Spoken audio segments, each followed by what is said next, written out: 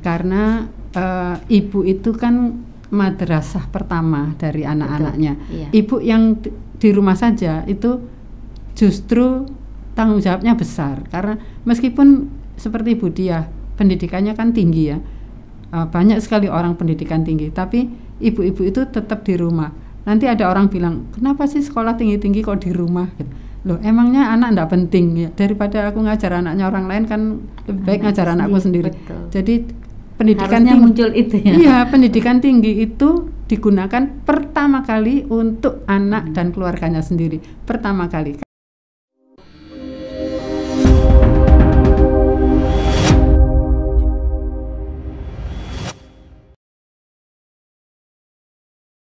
Bismillahirrahmanirrahim. Assalamualaikum warahmatullahi wabarakatuh.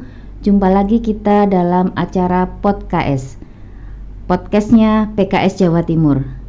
Sahabat PKS Jawa Timur, sebelum memulai acara hari ini, saya akan mengucapkan dulu, karena kebetulan ini tanggal 22 Desember gitu ya, jadi saya akan mengucapkan selamat Hari Ibu kepada seluruh ibu di Indonesia gitu ya. Ibu-ibu kokoh, ibu-ibu tangguh, ibu pembentuk peradaban masa depan gitu ya. Ibu-ibu yang bisa menghasilkan generasi masa depan yang gemilang gitu ya. Sejuta cinta untuk ibu-ibu Indonesia. Berkaitan dengan Hari Ibu itu, pada hari ini saya gitu ya, di sini Diah ya, dari divisi perempuan, anak dan keluarga BPKK Jawa Timur akan menghadirkan satu sosok ibu yang luar biasa gitu ya. Satu sosok ibu yang akan bisa menjadi panutan kita gitu ya, bagaimana menjalani peran beliau gitu ya, sebagai ibu yang hebat gitu ya, ibu yang bisa bermanfaat bagi masyarakat, bagi lingkungannya, bagi profesinya, dan juga insya Allah bagi akhiratnya nanti juga gitu ya, yaitu Ibu Sirikit ya. Assalamualaikum Ibu Sirikit. Waalaikumsalam warahmatullahi wabarakatuh. Sehat Ibu gitu ya. Alhamdulillah sehat. Baik. Ibu Hernaning ya, betul namanya? Iya, nama aslinya Hernani Sirikit. Hernani Sirikit. Hernani. Oh, Hernani Sirikit ya. Tapi saya lebih dikenal sebagai Sirikit Syah. Itu nama pena saya. Kalau di media saya menggunakan nama itu. Sirikit Syah. Iya. Saya ya sempat itu mau bertanya itu nama, ketika saya pertama mendengar Sirikit itu bayangan saya seperti bukan orang Indonesia, kayak orang Thailand atau begitu ya, mungkin Thailand atau gitu lah. Itu sejarahnya gimana Ibu, namanya kok Sirikit Syah, kemudian nama penanya tambah Syah begitu, itu bagaimana Ibu? Sirikit itu nama Ratu Thailand. Iya. Betul, Ratu Thailand yang terkenal kecantikannya dan dikagumi oleh Presiden Soekarno. Ayah saya juga. Jadi ketika Ratu Thailand berkunjung ke Surabaya, ini sejarah namanya ya. Iya. Berkunjung ke Surabaya tahun 60 itu saya lahir. Oleh ayah saya diberi nama sesuai perempuan yang dikaguminya itu, dikasih nama Sirikit.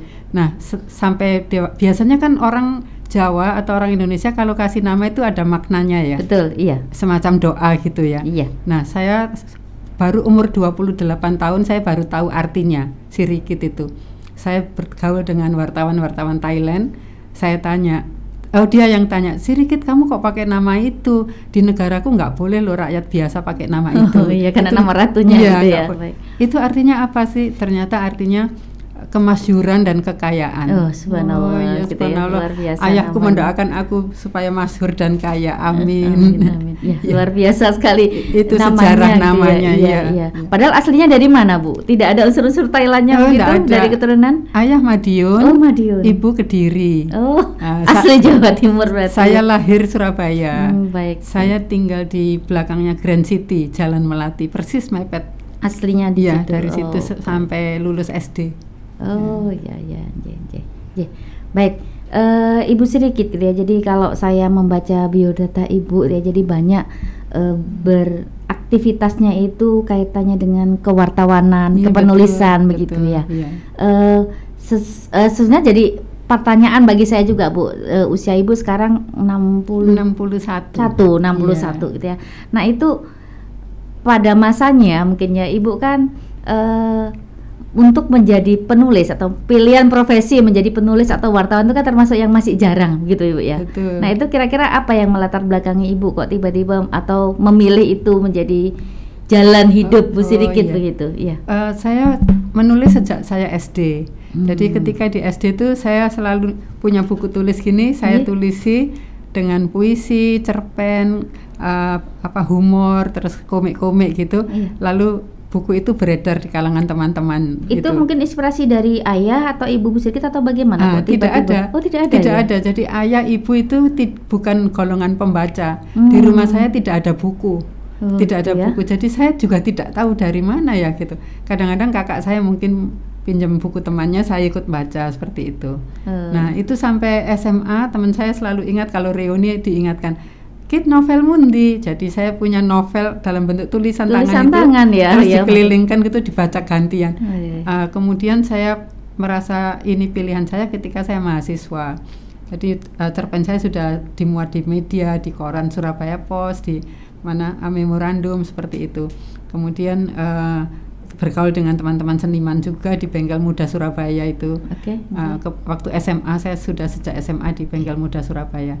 Kemudian ketemu Profesor Budi Dharma almarhum, dosen saya, yang dari beliau saya mendapatkan banyak sekali inspirasi dan motivasi.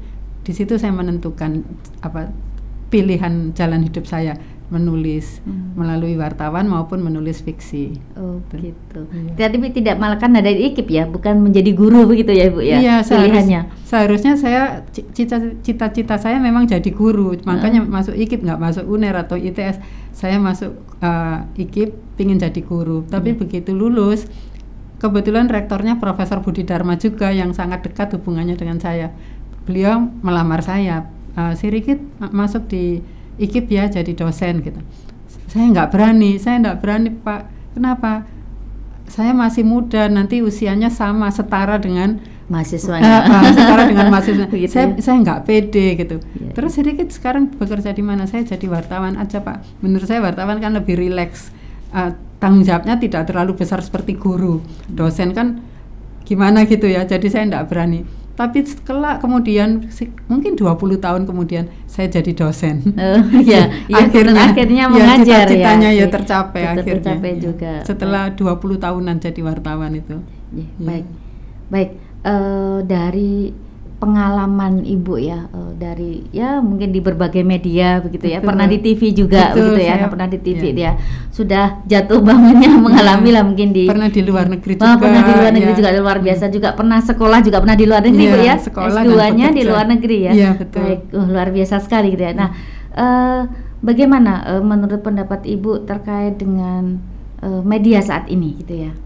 Media saat ini memang berbeda ya dengan media-media di era saya dulu tahun 80-an ya. Saya mulai jadi wartawan kan tahun 80-an. Pada waktu itu 80-90 itu orang masih membaca koran ya, masih membaca koran. Tapi sekarang ini boleh dikata koran berguguran ya. Tidak hanya di Indonesia, di luar negeri pun koran mulai berguguran dan orang mulai membaca melalui media online. Jadi itu sesuatu yang tidak bisa kita hindari karena kemajuan teknologi, kemajuan zaman seperti itu. Media sekarang menurut saya lebih bebas, terutama kalau dibanding zamannya Orde Baru. Sekarang lebih bebas. Ada hal yang sangat positif di situ karena ekspresi publik itu tersalurkan. Tapi ada yang kurang positif juga menurut saya. Karena orang bisa kebablasan ya. Karena banyak media yang tidak ada gatekeepernya. Katakanlah portal berita yang SDM-nya sedikit jumlahnya, hanya mengambil berita kopas-kopas dari luar negeri dipasang. Lalu ketika ada berita di dalam negeri atau opini itu tidak ada gatekeepernya, tidak ada editornya. Jadi langsung aja gitu ya. Itu selain bahasanya amburadul, juga kontennya itu kan bisa juga riskan ya, kontennya bisa juga riskan, bisa menimbulkan misleading, kesalahpahaman seperti itu. Ini salah satu tantangan kita sebagai bangsa dan kita sebagai ibu ya, sebagai ibu ini tantangan sekali bahwa kalau koran gitu kan bisa diawasi baca koran. TV pun masih bisa dimatikan, jangan banyak-banyak nonton TV. Ayo belajar, dimatikan TV-nya. Tapi kalau online bagaimana? Anak-anak sudah pegang itu pertamanya kan daring gitu Betul. ya, sekolah daring. Sekolahnya juga online Betul, juga sekarang ya. gitu ya. Lalu dia lanjutkan dengan explore yang lain-lain. Betul. Ibunya nggak aware, nggak waspada, itu sudah masuk ke yang lain-lain, dan itu yang tantangan saya kira bagi ibu masa kini itu. Untuk ya. bisa. Nah, sekarang gini terkait dengan literasi media, jadi melek medianya masyarakat kita. Jadi kalau masyarakat yang melek media itu kan bagaimana dia mampu untuk paham, memilah, kemudian memilih begitu ya, memilih yang baik, kemudian bisa menerapkan apa yang diserap dari media gitu kan. Harusnya kan seperti itu gitu ya. Nah, dulu gitu ya, mungkin ketika ada koran atau apa kan mungkin ada dewan etiknya atau mungkin seperti itu ya. Dewan persnya ada yang mungkin juga termasuk mengedit atau mengawasi gitu ya, mengawasi berita-berita yang akan ditayangkan gitu ya, seperti itu. Nah, sekarang gitu ya Bu ya, kan eranya era medsos gitu kan. Betul. Informasi itu luar biasa Bu ya, masuk susah lah kita untuk membendung gitu ya. Dan tidak ada yang nyemprit atau yang orang bebas saja berekspresi gitu ya. Betul. Nah, itu menurut Bu Sirikit untuk menghadapi hal semacam itu tuh bagaimana kita ya untuk bisa menjadi orang-orang yang memiliki mungkin intelektual yang lebih untuk memahami bagaimana sih ini baik, ini tapi bisa memilah dan memilih itu bagaimana caranya Ibu? Iya, pertama kali saya ingin kembali pada makna diksi literer itu ya. Literasi media itu dua kata, literasi dan media. Literasi itu dari kata literer, artinya melek tadi. Bu Dia sudah mengatakan melek media, ya memang itu melek atau literate. Kemudian yang dimaksud dengan literasi media itu seperti disampaikan Bu Dia, orang harus mahir memilih bacaannya, memilih konsumsi informasinya, kemudian memilah-milahnya. Nah, itu memang sekarang menjadi tantangan karena ada abundant ya, terlalu banyak gelontoran informasi itu terlalu banyak, dan seperti kita bahas tadi hampir tidak ada gatekeepernya. Nah, dalam hal itu kalau saya sendiri sih saya tidak membaca semua yang masuk, tapi dari yang saya baca ini mungkin agak berbeda ya. Saya merasa kadang-kadang medsos itu lebih bisa dipercaya daripada media arus utama. Iya, saya sering ditentang oleh banyak teman. Kok bisa sih percaya medsos? Medsos itu banyak ngawurnya, banyak hoaxnya. Saya bilang, saya milih dulu, baru setelah saya milih yang saya baca itu saya simpulkan 80% citizen nulis itu warganet itu nulis bisa dipercaya 80%. Ternyata begitu ya. Kenapa alasannya saya berkata begitu? Karena mereka ini genuine.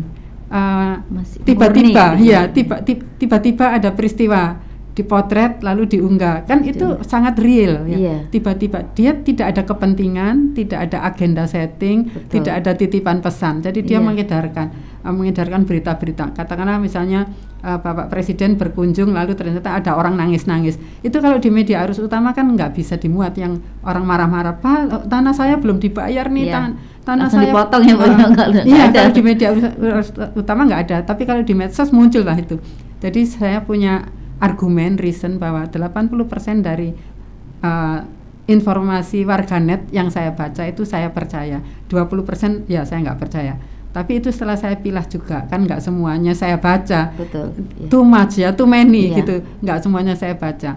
Nah, kalau media arus utama saya justru juga harus pilah-pilah dan pilih-pilih, karena kadang-kadang media arus utama juga syarat kepentingan. Nah, itu yang kita harus sadari sebagai orang dewasa. Tapi kalau untuk anak-anak, saya kira tugas kita sebagai ibu itu ya mengarahkan, memilihkan program-program yang bagus. Kalau mereka nonton TV, atau kita harus aware ketika mereka pegang gadget, itu tidak boleh di-loss, tidak boleh diumbar. Ada batasan-batasan, ada mungkin kesepakatan gitu ya Bu ya. Tapi ada juga orang tua yang supaya anaknya tenang kan gitu. Terus sekarang gitu. Iya, supaya anaknya tenang, ibunya ngetik, ngerjakan yang lain gitu ya. Work from home itu ngetik lalu anaknya suruh tenang, atau ibunya masak anaknya suruh. Itu ya terjadi juga. Banyak Ibu ya. Jadi kan yang penting kerjaan selesai, anaknya tenang gitu ya. Jadi kadang begitu ya, dibiarkan aja gitu ya. Seperti itu. Baik. Baik, terkait dengan kondisi media yang padahal Bu sedikit ya, kenyataannya mungkin masyarakat umum ya lebih banyak yang dibaca mungkin ya media yang mainstream gitu ya. Betul. Yang menurut Bu Sidikit tadi ada agenda settingnya ya, ya memang pasti ada ya di belakangnya media itu punya siapa dan sebagainya. Betul. Nah, kalau kita melihat dari sisi lain Bu Sidikit, misalkan pengaturan dari pemerintah, itu menurut Bu Sidikit bagaimana selama ini terkait dengan media-media di Indonesia? Iya, selama ini pemerintah kan mempunyai aturan ya, berbentuk undang-undang misalnya. Ada undang-undang pers, itu sebetulnya untuk mengatur media cetak. Pers itu kan artinya persurat kabaran ya. Kalau bahasa Inggrisnya press. Oh, saya baru tahu kalau pers itu persurat kabaran gitu ya. Saya baru tahu itu ya, pers itu ya. Saya kira dari press ya. Memang dari the press, kalau orang barat kan the press. Betul. Lalu di Indonesia kan pers, tapi artinya juga persurat kabaran karena pada masa itu masih surat kabar dan majalah itu. Betul. Ada undang-undang pers, lalu kemudian ada undang-undang penyiaran yang lahir tahun 2002 kalau saya tidak salah. Undang-undang penyiaran itu untuk mengawasi siaran televisi baik yang kabel maupun yang terestrial itu, jadi ada aturannya. Dan pengawasnya namanya Komisi Penyiaran Indonesia. Kalau undang-undang pers yang jagain itu Dewan Pers ya. Lalu sekarang ada media online ini. Gimana nih media online? Saya kira ada juga kok undang-undang untuk itu, tapi saya tidak hafal. Tapi yang saya tahu itu ada undang-undang ITE, Undang-undang Informasi dan Transaksi Melalui Elektronik. Jadi itu sebetulnya tidak hanya informasi tapi transaksi. Masalahnya di Indonesia ini, di kalangan penegak hukum kita, mereka mengejar yang urusan informasi, yang urusan orang WA terus salah paham terus marah atau apa, atau dianggap hoax ya, atau dianggap hasutan, provokasi, itu yang dikejar. Padahal undang-undang ITE itu urusannya yang utama itu dengan transaksi, misalnya transaksi perbankan. Uang di bank bisa hilang misalnya, atau orang lain bisa mengakses data atau uangnya dicuri oleh orang. Kok bisa orang mencuri uangnya? Itu kan pasti melalui elektronik itu transaksi. Terus kita kalau beli barang di online yang datang tidak sesuai pesanan, itulah yang harusnya diurusi oleh undang-undang ITE, bukan yang orang bertukar informasi terus salah paham seperti itu. Kecuali memang dia menyebarkan hasutan yang terbukti ya. Sekarang kan saya sering lihat tidak cukup kuat dugaannya, tapi polisi suka nangkep yang ya kan dengan undang-undang ITE ya kan, orang ngomong apa itu hati-hati ya, ujaran kebencian ujaran kebencian itu paling sering itu paling banyak digunakan untuk itu polisi kalau kritik itu kan bukan ujaran kebencian ya. Kita harusnya tapi polisi itu menganggap hate speech, orang mengkritik itu hate speech karena benci gitu begitu, motifnya benci gitu. Betul. Jadi saya kira aparat kepolisian juga harus belajar apa itu yang dimaksud dengan hate speech atau ujaran kebencian itu, maknanya apa, lalu apakah bisa diterapkan untuk kritik. Saya kira polisi harus belajar itu. Masih ada PR berarti Ibu ya. Nah, baik, sekarang kita ke lingkup yang lebih kecil, yaitu di keluarga gitu terkait dengan media gitu ya. Jadi sekarang itu handphone itu menjadi seperti kebutuhan primer. Betul. Ibu-ibu itu Masya Allah itu duduk, apalagi dengan kondisi pandemi yang hampir 2 tahun ini ya, banyak di rumah, yang dulu pun bekerja sekarang di rumah gitu ya, yang dulu nggak bekerja apalagi tetap nganggur di rumah gitu ya. Nggak bisa lepas ya. Nggak bisa lepas, sekolahnya pun anak-anak juga menggunakan handphone gitu ya. Nah, ada itu sudah bukan nggak diketahui umum bahwa anak-anak itu banyak yang misalkan sekolah kemudian Zoom-nya nyala, tapi kemudian off cam, kemudian off mic, anaknya kemudian browsing yang lain, gitu. Dan itu orang tua juga susah mengawasi itu, gitu ya. Nah, terkait dengan ibu-ibu muda nih Bu, nah kira-kira Kalau Bu Sirikit mungkin bisa, oh ini too much, nggak usah saya baca gitu ya. Iya. Kalau ini yang saya penting ini enggak.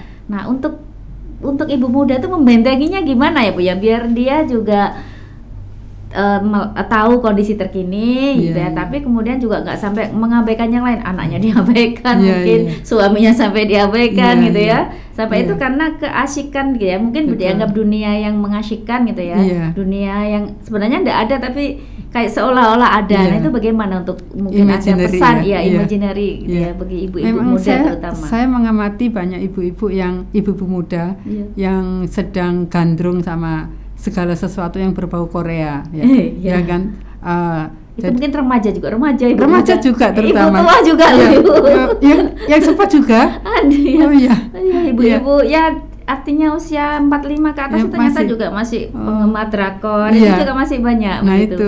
Ada drakor maupun musiknya maupun makanannya, jadi mereka sering browsing itu. Terus saya juga mengamati ibu-ibu muda suka gosip, entertain, infotainment itu gosip. Ini artis ini sedang apa, ini jadian, oh ini putus, ini kayak itu. Mereka asik dengan itu. Nah kalau dia seorang single sih nggak apa-apa ya, tapi yang jadi masalah kalau dia seorang ibu, di mana dia harus memperhatikan anaknya yang mungkin sama-sama pegang gadget juga. Dia pikir anaknya sedang mengerjakan PR atau apa, tapi dia asik dengan gosip-gosip itu. Nah itu ibu-ibu muda harus aware, harus waspada. Nah anak saya misalnya, anak saya perempuan itu tidak membolehkan anak-anaknya buka YouTube kecuali hari Sabtu Minggu, hanya Sabtu Minggu. Terus kalau pergi ke rumah eyang tidak boleh buka YouTube. Kenapa Bunda? Ya kalau kamu ke rumah eyang atau Ai kan harus bermain-main sama eyang sama Ai, harus bermain-main. Kamu tidak boleh, kalau kamu mau YouTubean nggak usah ke rumah eyang, di rumah. Jadi anak-anak itu bingung, kangen sama saya tapi nggak boleh buka YouTube. Nah kalau di rumah saya, saya kasih buku bacaan sebagai ganti YouTube-nya itu bacaan. Kadang saya dongengi, saya ceritain, mereka asik juga seperti itu. Nah jadi ibu-ibu muda itu memang harus menata dirinya sendiri lebih dulu supaya benar, baru dia menata bagaimana anak-anaknya menggunakan gadget itu. Saya kira itu ya. Ya, jadi ya berarti ini ibunya dulu Ibu ya. Ibunya dulu menata diri dulu. Mengatur anaknya ya, pengen anaknya tetap lurus-lurus saja, sementara ibunya aja kadang mungkin kurang perhatian. Betul. Dia bisa marahin anaknya teriak-teriak, tapi dia asik dengan itu kan. Anaknya juga bisa melihat. Berhenti mainnya, tapi ibunya sambil begini. Mungkin kan anak itu kan peniru yang hebat gitu ya. Jadi peniru yang nomor satu mungkin melihat ibunya, dia melihat atau ayahnya gitu. Jadi memang pertama ibu-ibu muda itu menata diri lebih dulu, pandai memilah dan memilih tadi itu. Jadi nggak usah semua gosip diikutin, nggak penting juga sih gosip-gosip itu kan nggak penting. Kalau drakor ya sekali-sekali boleh lah, musik sekali-sekali, tapi penyegaran katanya Bu, lihat yang seger-seger itu katanya. Tapi jangan sampai kecanduan gitu. Betul, ya. Terus juga memberi contoh kepada anak-anak, harus memberi contoh. Anak-anak diajari menulis, misalnya anak-anak sekarang sudah bisa punya Facebook, punya Instagram. Kalau nulis yang benar, jangan yang sembarangan atau ngawur atau apa. Jadi meskipun pendek satu kalimat tapi harus yang benar. Itu semua harus diajarkan oleh orang tuanya. Kalau enggak anak-anak itu pergaulannya kan pakai bahasa yang kasar, makian atau jorok kan. Kadang-kadang anak-anak itu sudah bisa kayak gitu kan. Jadi itu harus dikontrol sama orang tuanya. Kalau yang sangat perlu itu diajari bagaimana memposting. Kamu mau posting liburan kita, fotonya terus kalimatnya apa, dikasih keterangan apa gitu, dilihat atau diajari. Jadi enggak betul-betul terkendali ya. Ya tapi masalahnya juga kadang ibunya yang nggak paham. Nah itu, berarti ibu-ibunya harus belajar dulu ya. Harus belajar dulu. Betul, ternyata mulai dari ibunya ini gitu ya. Jadi harus dari lebih ibunya, ini gitu ya. Baik, kemudian ini mungkin Bu Sirikit bisa cerita tentang sekolah menulis atau apa yang dipunya Bu Sirikit, mungkin bisa cerita Ibu itu. Ya, saya waktu itu membangun Sirikit School of Writing, sekolah menulis Sirikit tahun 2012 mungkin, 2012 ya. Di situ saya mengajarkan, saya dan tim, ada timnya, segala sesuatu tentang menulis, apakah itu fiksi, apakah itu jurnalistik, apakah itu artikel ilmiah, dan juga buku, menulis buku biografi. Jadi semua jenis tulisan, bahkan termasuk menulis iklan, bagaimana menulis naskah iklan gitu kan. Jadi itu sudah melahirkan banyak sekali lulusan yang kemudian menerbitkan buku-bukunya sendiri. Jadi mereka sebagian besar itu sudah langsung berkembang lalu menerbitkan buku. Biasanya mereka minta pengantar saya atau minta saya cek dulu sebelum terbit, seperti itu. Nah, dulu cita-cita saya itu melahirkan lebih banyak penulis dalam segi kuantitas maupun kualitas ya. Saya berharap seperti itu, tapi karena kondisi kesehatan itu agak terbengkalai, sekarang sudah mulai saya bangun lagi ya. Itu yang boleh ikut untuk sekolahnya siapa itu, Ibu? Usia berapa saja bisa. Gitu. Ada bapak-bapak misalnya, manajer-manajer itu, lalu ada juga ibu-ibu rumah tangga yang ingin menuliskan pengalaman hidupnya yang mengharu biru, jatuh bangun, kan sebagai ibu kita kan banyak kisahnya ya, tapi bagaimana menceritakannya dengan tidak mengeluh ya, dan tidak gibah atau tidak membuka aib, tetapi memberi motivasi, inspirasi kepada pembacanya.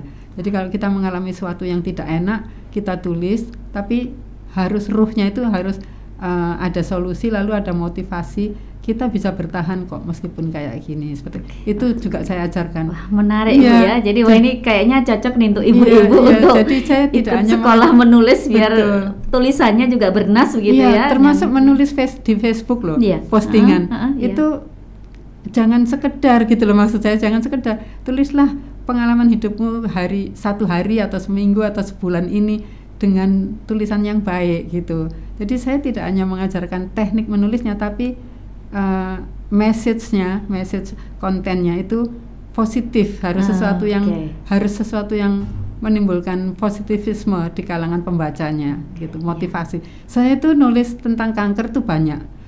Pokoknya saya menderita kemo, tidak bisa jalan, tidak bisa makan, pokoknya saya tulis. Tapi selalu ada respon gini, Bu Sirikit itu menambah motivasi saya. Saya selalu mengakhiri dengan tapi saya tetap tegar, saya punya harapan, saya akan sembuh gitu. Jadi semua bilang, Bu Sirikit ini luar biasa. Saya ingin ditulari semangat seperti itu. Jadi nulis seperti itu. Saya ingin mengajarkan pada ibu-ibu muda maupun yang sudah sepuh untuk menulis seperti itu. Luar biasa gitu ya. Nah ini berarti kesempatan ini untuk ibu-ibu muda, untuk sahabat PKS TV gitu ya, barangkali mau mengasah gitu ya. Jadi sebenarnya kan kalau melihat postingannya itu ibu di Facebook atau di Instagram, tapi itu kan ibu-ibu tuh bakatnya menulis tuh ya. Ya itu luar biasa gitu ya, posting bisa banyak bakatnya. Itu bagaimana kalau kemudian diarahkan gitu ya. Kemudian konten-konten yang disampaikan juga konten yang positif gitu ya, bisa memberi pengaruh yang baik untuk yang membaca. Mungkin seperti itu. Luar biasa. Baik. Itu terkait, nah sekarang gini Bu, tentang kontrol masyarakat. Nah bagaimana? Nah kalau mungkin ya, kalau barang secara umum nih, barang ya ketika disukai kan kemudian banyak yang beli gitu kan. Nah kemudian kan kalau banyak beli ya pasti booming lah, ya perusahaannya pasti senang. Nah sekarang bagaimana kalau terkait dengan media atau terkait dengan tulisan atau tema-tema tertentu ya, kadang kan sekarang itu kisah yang mungkin akhirnya semua itu seolah-olah terlibat, seolah-olah tahu gitu ya. Atau kasus kemarin terakhir yang misalkan tentang mahasiswi yang Malang yang bunuh diri itu. Itu jadi itu akhirnya kemudian ya dengan komentar netizen yang macam-macam, ada yang pro, ada yang kontra, dan kan biasa. Nah sekarang bagaimana terkait dengan kontrol masyarakat kalau menurut Bu? Sebentar saya ambil minum ya. Monggo silakan Ibu. Ya, mohon maaf nih keasyikan ngobrol sampai lupa minum gitu ya. Monggo silakan. Ada tema-tema yang sedang aktual, sedang hangat, dan itu menjadi trending biasanya. Trending topik. Nah itu juga yang harus kita bisa kendalikan. Kita tidak ikut-ikut terlibat di situ ya. Kita boleh membaca dengan memilah. Kan ada yang terus didramatisasi. Lalu contoh yang paling itu waktu siapa yang meninggal kecelakaan itu, Vanessa Angel. Iya. Menurut saya itu too much pemberitaannya.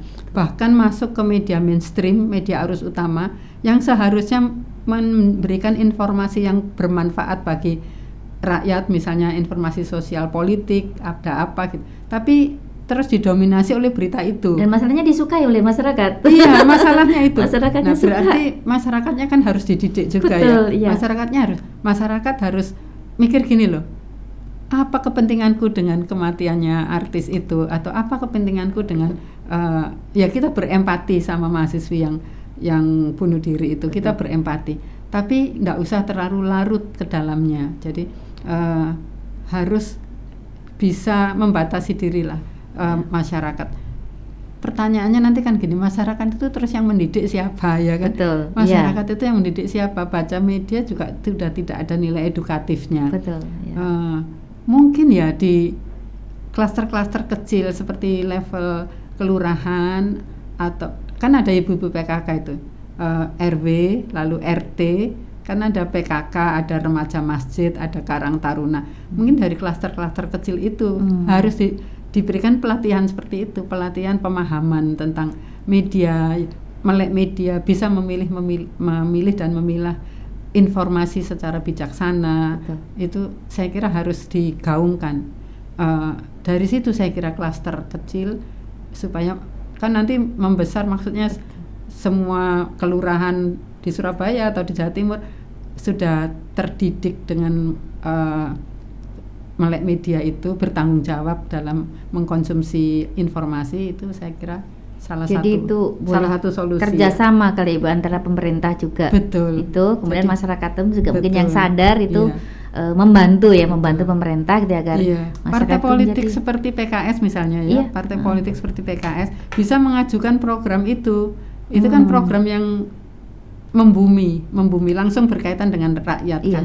Mengajukan itu ke yaitu wali kota, camat, kelurahan, nanti kelurahan mengurusi yang RT RW itu. Jadi kerjasama antara partai politik dengan pemerintah seperti itu.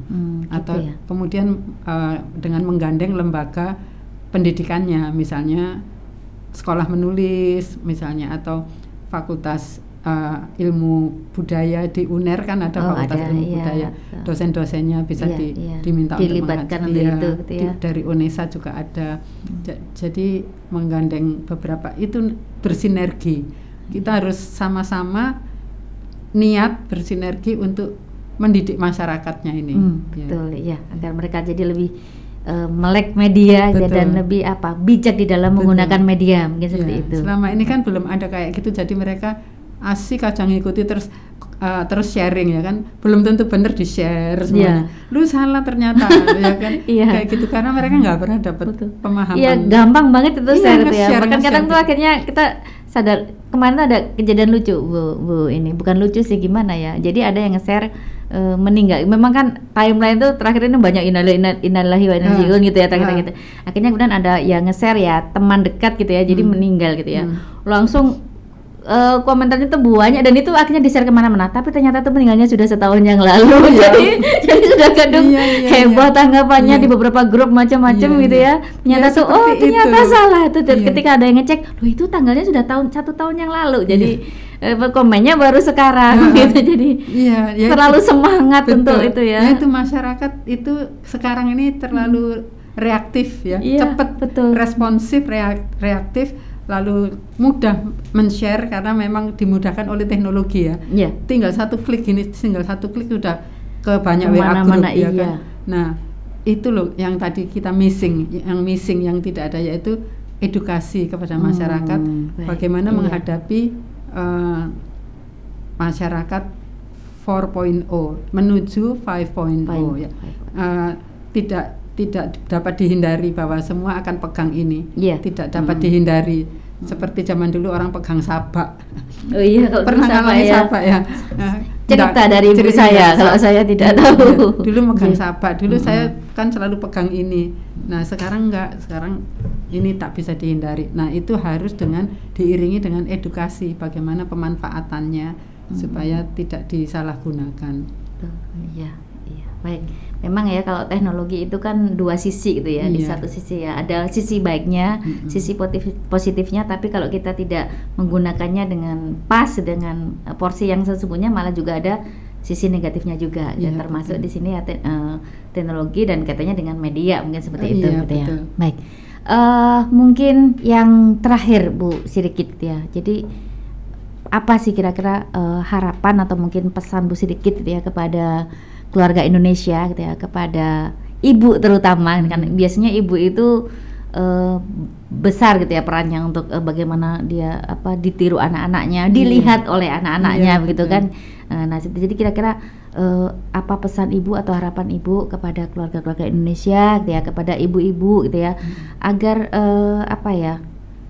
mereka itu bisa lebih bijak gitu ya, lebih pas menggunakan media gitu. Jadi seperti itu karena kan ibu-ibu ini ya pasti nanti ya ke anaknya otomatis untuk saat ini ya, seperti itu. Dan juga anaknya nanti juga ibu-ibu juga anggota masyarakat kan seperti itu juga gitu, seperti itu. Nah mungkin kira-kira apa mungkin yang disampaikan? Ya jadi saya kira untuk kaum ibu itu pertama kali adalah harus melihat dirinya sendiri dulu apakah sudah benar atau belum. Kalau belum benar harus dibenarkan karena ibu itu kan madrasah pertama dari anak-anaknya. Sebelum anak-anaknya dititipkan ke TK atau PAUD atau apa, sebelum ke situ kan dipegang oleh ibunya. Dan saya juga mengatakan misalnya ibu itu berkesempatan lebih baik diasuh di rumahnya sendiri daripada diasuh di lembaga-lembaga lain yang oleh orang-orang lain. Nah, di era seperti saat ini di mana teknologi sudah mendominasi, ibu harus paham teknologi juga, juga. Kemudian paham konsekuensinya. Lalu dia juga harus perhatian kepada anak-anaknya itu. Jadi ibu yang di rumah saja itu justru tanggung jawabnya besar, karena meskipun seperti Bu Diah pendidikannya kan tinggi ya, banyak sekali orang pendidikan tinggi, tapi ibu-ibu itu tetap di rumah. Nanti ada orang bilang, kenapa sih sekolah tinggi-tinggi kok di rumah?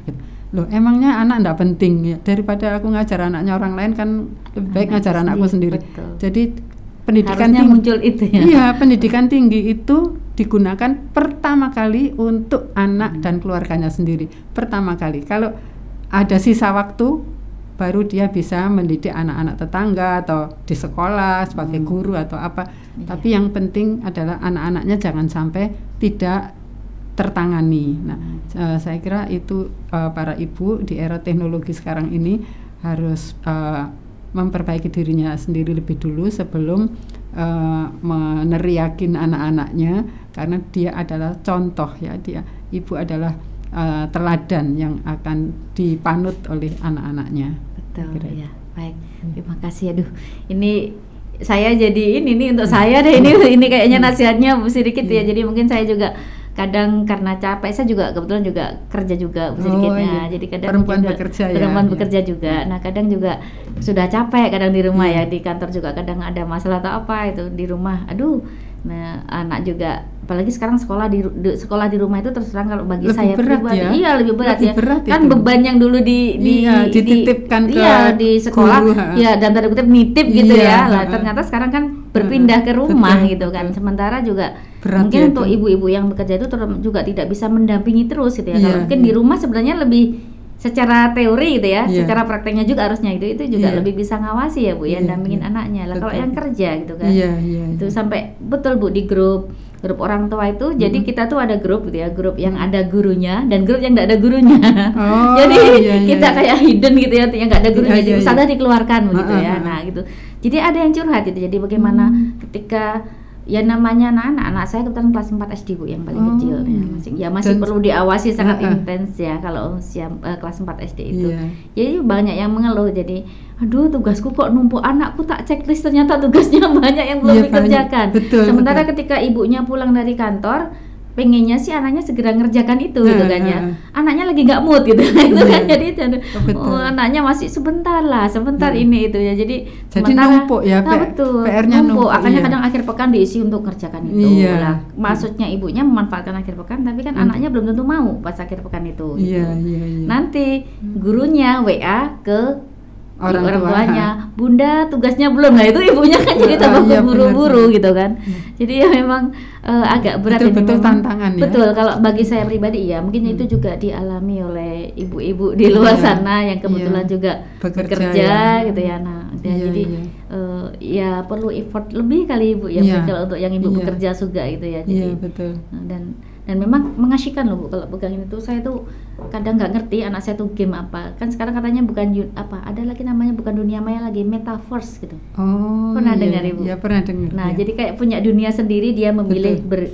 berinteraksi dengan siapa, Iya, game, betul. ngobrol dan sebagainya gitu ya. Ya, Jadi kayak sudah pindah dunia. iya, punya dunia sendiri. Nah, itu yang agak takut kalau kita nggak paham. Iya, ya. betul. Nah, mungkin Ibu ada ini, bagaimana sih agar ibu-ibu, yang terakhir mungkin ya ini, Iya. ibu-ibu biar nggak terlalu jauh lah, nggak ngerti sama sekali dengan teknologi gitu loh, biar nggak kayak dikerjain atau dibohongin oleh anaknya gitu, gimana itu ya Bu? Iya, ya memang ironi ya kalau sampai orang tuanya bisa dibohongin anaknya. Iya. Anak sekarang kan ya pinter-pinter, Betul. bohong, ngeles lalu Apalagi kita nggak ngerti kalau iya. Jadi saya kira memang ibu-ibu itu harus banyak belajar juga, mengikuti acara seperti ini. Acara seperti ini diikuti, paling tidak kan ada wawasan yang bertambah, wawasan pengetahuan bertambah. Jadi jangan hanya lihat drakor atau musik Korea, tapi informasi yang kayak gini nih harus diserap gitu. Mengikuti seminar atau workshop mengenai iya. itu. Ibu-ibu harus rajin karena parenting semacam itu Ibu ya. betul, sekarang parenting karena itu kan untuk anaknya. Jadi jangan egois, artinya ibunya saya nggak perlu kok itu. Jangan egois, tapi itu untuk anak-anaknya. Bagaimana nanti mengelola sebuah keluarga yang memiliki ketahanan menghadapi segala cobaan dan tantangan teknologi iya. itu. Ya. Iya. Mungkin partai politik misalnya PKS bisa menyelenggarakan semacam workshop atau pelatihan atau seminar seperti itu untuk kaum ibu. Baik, ya. Saya kira itu. Harus update informasi, Iya. update pengetahuan begitu Betul, ya. Jadi banyak jangan belajar. merasa puas ya. Iya. Karena terus bertambah ya, ilmu bertambah, pengetahuan bertambah gitu ya. Baik, kalau enggak kelewat juga nanti takutnya itu dikerjain sama Iya. anaknya gitu loh, nggak ngerti gitu ya. Baik. Iya. Oke, baik. Terima kasih banyak Sama-sama, Ibu Sirikit atas ya. waktunya, atas kesempatannya nih.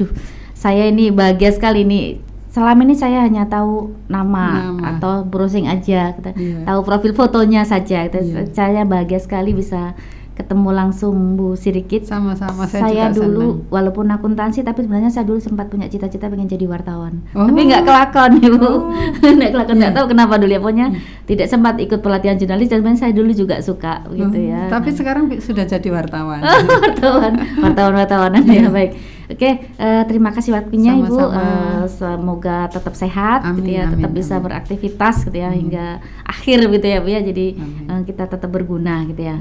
Baik, terima kasih para sahabat PKS TV Jawa Timur gitu ya, untuk ibu-ibu terutama, ibu-ibu sehat, ibu-ibu hebat gitu ya, ibu-ibu tangguh gitu ya, ibu-ibu muda nih terutama gitu ya. Jadi bagaimana semoga gitu ya Pak, pertemuan kita kali ini bisa membuka wawasan gitu ya, bahwa kita itu sebagai ibu itu memiliki tanggung jawab yang besar gitu ya terhadap keluarga kita, terhadap anak-anak kita, dan juga di masyarakat di mana kita juga ada di dalamnya gitu ya. Jadi bagaimana kita harus senantiasa mengupgrade diri kita, mengupgrade ilmu kita gitu ya, sehingga kita nggak ketinggalan zaman gitu ya, dan kita juga bisa mengikuti ya perubahan zaman. Setiap zaman itu pasti ada tantangannya sendiri gitu ya.